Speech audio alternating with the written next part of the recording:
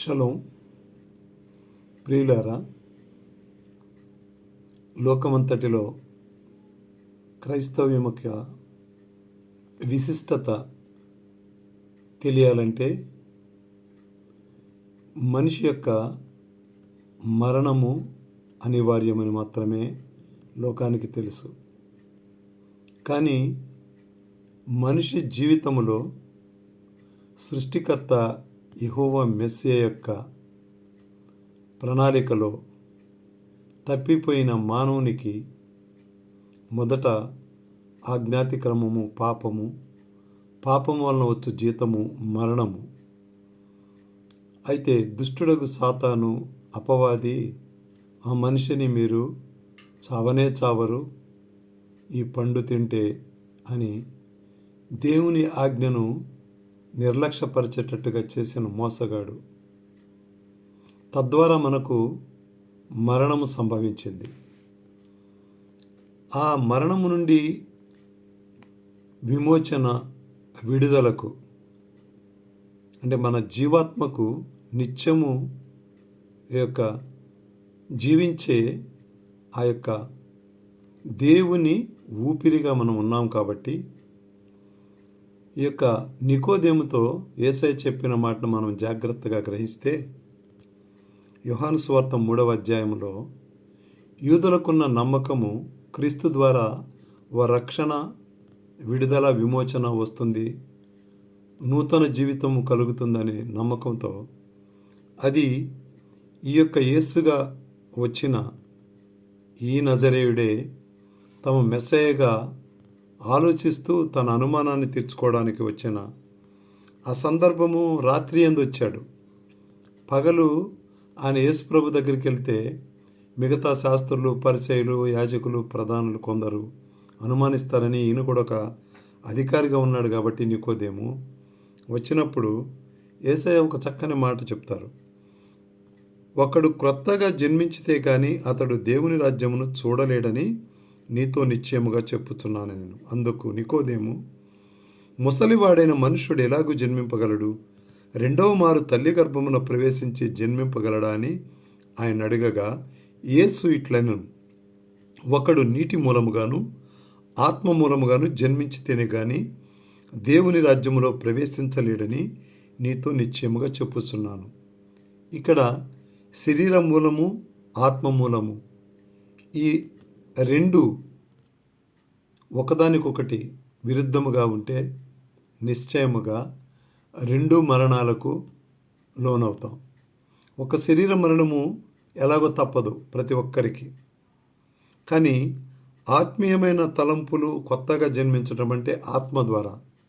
సహజంగా మన దేశంలో ఉన్న ఆధ్యాత్మిక జీవిత నమ్మకము, భక్తి, మనం ఇప్పుడు మరణిస్తే మరలా ఏదో విధంగా ఏదో జంతు రూపంలో ఏదో రూపంలో పుడతాము.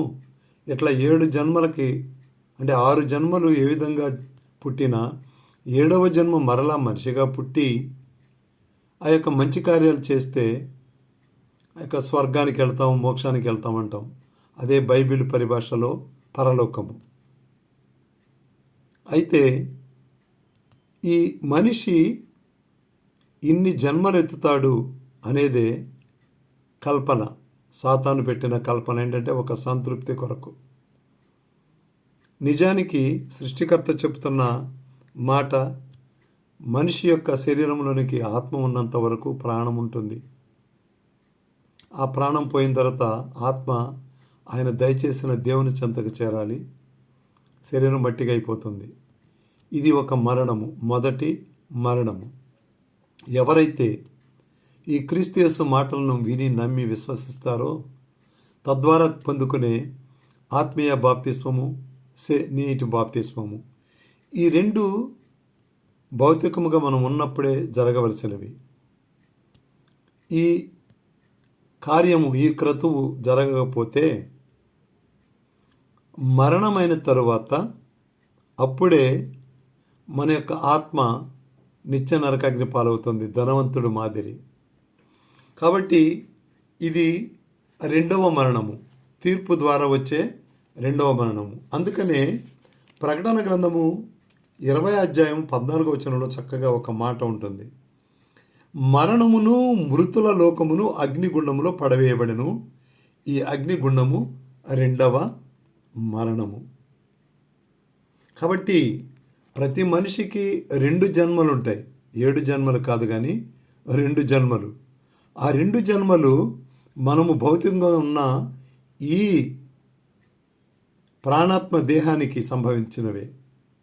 ఎవరమైతే సత్యాన్ని తెలుసుకొని లోకరక్షకుడు ఒక్కడే అని, అందరికీ ప్రభు ఒక్కడే అని, ఆయనే సృష్టికర్తయగు యెహోవా యొక్క మెస్సీయ అని గ్రహించగలిగితే, ఈ సత్యాన్ని తెలుసుకుంటే మనము పొందే నీటి బాప్తిస్మము లేక పరిశుద్ధాత్మ బాప్తిస్మము ద్వారా 2వ జన్మను ఎత్తినట్టు, మన యొక్క 2వ జన్మ ప్రారంభమైనట్టు. అదే కానీ ఈ సత్యాన్ని తెలుసుకోకుండా మరణిస్తే అప్పుడు 2వ మరణము నిత్య నరకాగ్ని. ఆ మరణం ఏంటి? మనిషిని చంపదు. ఆ ఆత్మ ఏదైతే అమర్త్యమైన ఆత్మ ఉంటుందో ఆ ఆత్మ నిత్యము అగ్నిగుండములో మండుతూనే ఉంటుంది. దాని అగ్ని ఆరదు, పురుగు చావదు.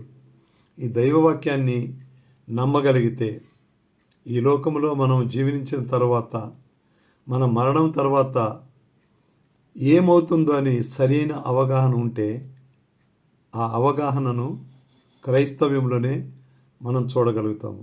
అందుకనే సత్యాన్ని అంగీకరించలేని దుష్టుడకు సాతాను క్రీస్తును వాడు అంగీకరించలేకపోవడంతోనే క్రీస్తు విరోధిగా ఉన్నాడు. ఈనాడు లోకం సైతము ఆ దుష్టుని యందు ఉండటం ద్వారానే సత్యాన్ని విని గ్రహించి కూడా ఏం చేస్తున్నారు? మందమతులుగా ఉండి చనిపోయిన తర్వాత ఎవరు చూడబోతారు అని చెప్పే సిద్ధాంతమే క్రీస్తు విరోధ సిద్ధాంతము. కాబట్టి ప్రియమైన వారలారా, అందరూ రక్షించబడాలనే ఈ యొక్క కాలము ఇంకను కొద్దిగా పొడిగించబడుతుంది. లేకుంటే ప్రభు అయిన యెహోవా మెస్సే చిత్తానికి ఇది పెద్ద విడ్డూరం ఏమీ కాదు. ఎగ్జాంపుల్కి, ఒక ఉదాహరణకు, ఆయన ఏర్పరచుకున్న జనులు ఇశ్రాయేలీలను ఇప్పటి వరకు కూడా శేషముగా ఉంచి కాపాడుతున్నాడంటే ఇంకంతకన్నా గొప్ప సాక్ష్యము ప్రపంచంలో మనకి ఏది అవసరం ఉండదేమో. అది పూర్ణ హృదయముతో, పూర్ణ ఆత్మతో, పూర్ణ వివేకముతో, పూర్ణ బలముతో, పూర్ణ శక్తితో, అంటే sound mind, sound heart, sound strength అంతా ఉపయోగించి ఆలోచిస్తే నిజమైన దైవభక్తి కలిగిన ఎవరికైనా ఈ 2వ మరణం నుంచి తప్పించుకొని నిత్య జీవములో, పరలోకములో, మన వాడుక భాష అయిన స్వర్గము, మోక్షములో ఉండాలంటే ఇంతకన్నా వేరే మార్గము లేదని చెప్పడము ద్వారానే క్రైస్తవ్యము అనేక విధములుగా హింసల పాలవుతుంది. క్రైస్తవ్యంలో తప్ప ఎక్కడ కూడా ఈ సువార్త ఎదుటివాని మేలు కొరకు ప్రకటిస్తూ ప్రాణత్యాగం చేసే హతసాక్షులు ఒక క్రైస్తవ్యంలోనే కనబడతారనే సత్యాన్ని గ్రహిస్తే నిజంగా త్యాగం ఎంత గొప్పదో, యేసయ్య మనందరి పాపముల నిమిత్తము ఆయన మరణించిన తీరు ఎంత గొప్పదో, ఆయన పునరుద్ధానుడైన లేచిన ఆ శక్తి కూడా క్రైస్తవ్యానికి ఇచ్చే బలం. ఎవ్వరు కూడా ఈ మతముగా చెప్పి మార్చటం కాదు, కానీ అలాగైతే ఇంతకాలం పట్టదు. ఇది కేవలము ఆత్మకు సంబంధించింది, హృదయానికి సంబంధించింది, మనసుకు సంబంధించింది.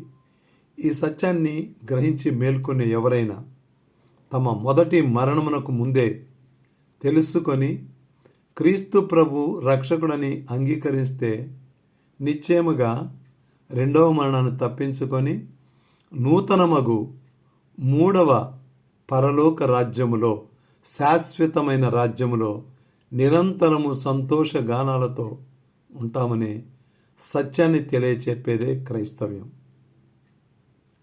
కాబట్టి ప్రియమైన వారలారా, క్రైస్తవం యొక్క ప్రయాస మరి శత్రువులతో యుద్ధము చేసినట్లు కాదు. శత్రువుకు సాతానుతో తప్ప తోటి మనుషులందరూ సహోదరులే, స్నేహితులే, శ్రేయాభిలాషులే. ఈ సత్యాన్ని గ్రహించే ఎవరికైనా ఈ యొక్క మరణము తర్వాత మరొక జన్మ ఉన్నది అనంటే ఈ శరీరానికే, ఈ జీవితానికే, ఈ ప్రాణాత్మ దేహాలకే అనే సత్యాన్ని గ్రహించాలని తెలియచెప్తూ ఈయన మాటలను ముగిస్తున్నాను. షలోం.